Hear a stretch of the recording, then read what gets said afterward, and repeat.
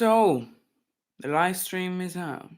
We're going to be talking about the news today, and the thing that's mainly on the news, a bit of a small news day, but kind of important stuff. So, Sierra Leone, there was protests over the cost of living crisis, and police fired. So, yeah, I think it has to be concerning when police just automatically firing at protesters, especially when you're protesting the cost of living crisis. Because I don't think anybody is arguing the cost of living crisis isn't happening. So it's not like, oh, you're wrong, so please move on. It's it's happening. It's just whether you think it's a bad thing or not. I personally think it is a bad thing, but that might just be because I'm not a billionaire. So I'm not profiting off the cost of living crisis, so obviously I wouldn't be too inclined to think of it as a good thing. So yeah, a lot of things going on there. There's been many situations where there's been problems or Olaf Scholz, who's been facing fresh scrutiny over an alleged role in waiving banks' tax bill. So basically, the chancellor, he's denied influencing the decision to waive the tax before the largest private bank. But this is not what he was chancellor. This is what he was mayor. So yeah, I don't think it's a good sign to see. It's not a good sign to see that it's one thing if that was like a public bank and the people owned it, and it's that'd be like, well, maybe it was having trouble and the government just wanted to give them money. But if it's a private bank, that's just dodgy. It's eh, this kind of thing where it's always in the issue of, if you have this kind of tax when it comes to banks, you also have to, like, there's one thing when taxation from a person or tax avoidance from a company that's small, but if it's tax avoidance from this level, it's like you can't have economic problems with people and then also not deal with major banks that do this. It's a major bank, for heaven's sake. Like, you need to do something about that. So really, it's important. So yeah, a lot of things going on there. So really, when you look at the news, it's one of the more interesting things that's going on there, where you're seeing that there's an increasing level of this sort of thing. And when it comes to some corporations, a corporation known as McDonald's, for example, known for their problematic food, it is set to reopen some restaurants in Ukraine. This is for the first time since the war began. So yeah, it closed them in Russia to obviously punish the Russians. Those were later reopened, but under a different name. But selling the same foods effectively. But the ones in Ukraine were closed, obviously due to fears that they would be, well, you know, uh, bombed and shelled and all that sort of stuff. So yeah, a lot of time situation there. There's also skepticism over the claims that fascism is history in Italy's right. Yeah, definitely. No, actually, I wouldn't say so. Fascism is certainly present in Italian politics, and it's certainly present in lots of politics, really. It's present in America and the Republican Party. It's present in Greece, present in all these countries around the world, and it's fairly up there. Le Pen recently almost the almost became the leader of France, but yet the thing is, she's very, very, very fascist. That's the problem.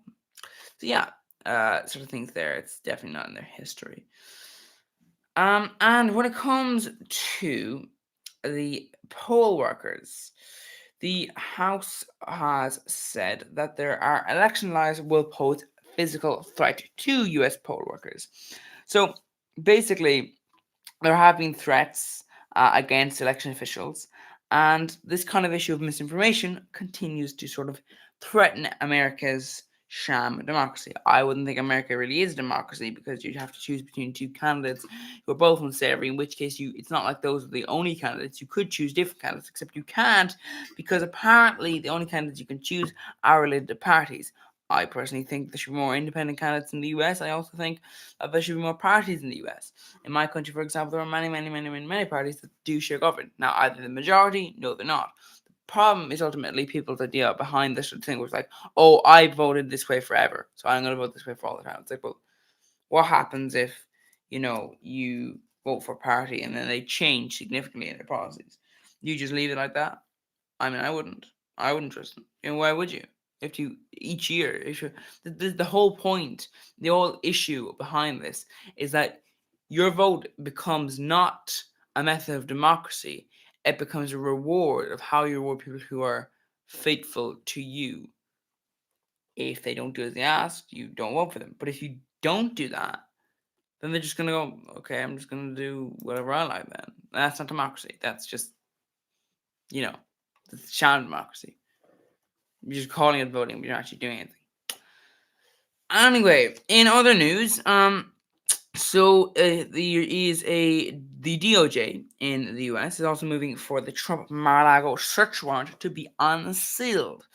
So yeah, there are a lot of things going on here, where you do have, when Trump's house gets searched for documents that he took from the job. It's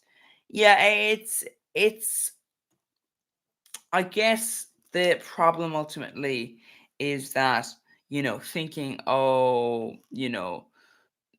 that that's you know basically, in this point, seeing people being like, oh, we need to unseal this and unseal that. Yeah, I think, in some cases maybe that might be beneficial, but I don't think it really will, because ultimately people are always going to think well of Trump if they support Trump, and that's ultimately the problem. When you reach a certain point where, and you actually see this with celebrities and things, where they could literally commit a murder in your eyes, and you would defend them either by saying, oh, it's not that bad, or saying, no, they're not guilty. They're not guilty. And that is a massive problem. You see that not only with politicians, but also mostly with celebrities. This is kind of, and this is what Trump basically is. He's like the celebrity politician, which is not a good thing. Not a good thing, because that is exactly how you lead to dictatorship. Because you might say, well, this leader is very charismatic. We like them. We really like them. We don't really like anybody else, to be honest. I mean, we kind of just want them. And they go, okay, well, why not give them all the power forever? And well, I mean, they're very good, aren't they? We really like them. Yeah, sure, why not? Problem is, what happens when they die? Because it's very hard to move from a dictatorship just because you were like, well, we like this person, so let's keep them in power for the rest of their life, and then move from that into a democracy. You may think, oh yeah, when they die, we're going to move into democracy, but well, that's not always the case. And that, of course, is the problem ultimately, I think, with this. It's that you are in this position whereby you think, okay, well, he is going to be supported no matter what. So, that's the thing. It's very like a celebrity who has the support of people.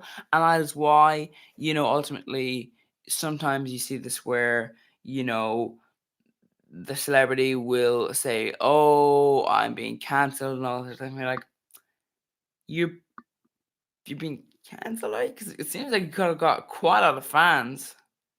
You lost that one movie. Why do you think that might be? Because you did that horrible thing. Yeah, maybe don't do that horrible thing. So yeah, ultimately, it looks like you've got quite a lot of fans. And what's that? You made 2 million last year, and oh, only 1 million this year. Wow, that's only like, you know 20 times what the average person makes. So, cop on. That kind of thing. It's ultimately in this point whereby you do see this. It's an issue. So yeah, a lot of things going on there. And there is problems when it comes to, well, the issue of, eh, I think related to this is there was a man who I believe he tried to attack the FBI building. So this is like he tried to breach the FBI office in the US city, had died in a standoff. So yeah, that does say something about police brutality. I mean, unless you're armed with a gun, I don't really see how people who are armed with guns cannot just like knock you out. They're armed with guns if you're not armed with one. But I don't know, maybe he was armed with a gun, so we're not gonna assume things like that. So yeah, a lot of things going on there. So basically, I think at this point, looking at it, we can see that there are ultimately a lot of things going on related to that. So there's also the situation in which Johnson and Johnson is due to stop making the baby powder. So yeah, I think ultimately, it's similar to a lot of things where certain companies they don't exactly have the best history, and Johnson, AstraZeneca, I think that's the problem with major companies, that they're all involved in massive scandals where they did things that were maybe within the law, but not necessarily, like a loophole. Like you think, oh, that's sure that's against the law. And like, no, because technically they use this specific thing, so it's fine. In other news, a new $20 million super yacht was destroyed by a fire. This was weeks after this death delivery to its owner. So yeah, that would be a sad thing if it wasn't a rich person. Because to be honest, if you're going to spend 20 million on a yacht, yeah, what can you say? You don't have to spend 20 million on a yacht. So clearly, I've seen yachts before, and to be honest, the people who use them seem just a bit pretentious.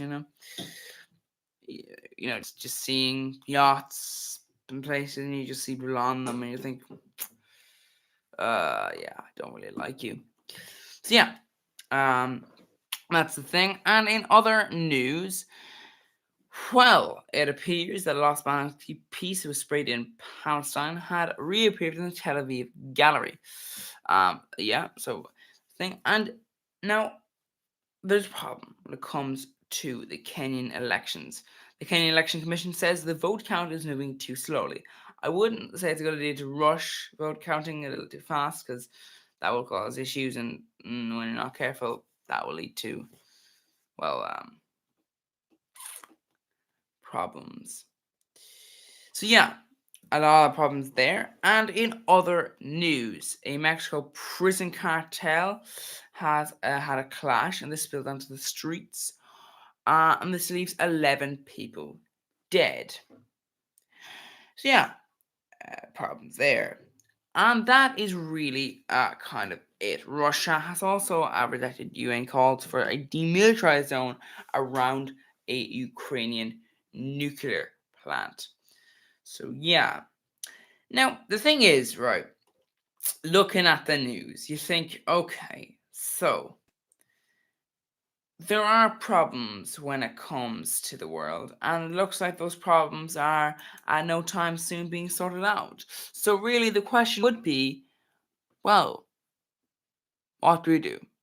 Well, I don't know. I guess we just have to look at that next time. Please join me tomorrow when I'll be looking at even more news, and hopefully you'll see me then. So, goodbye.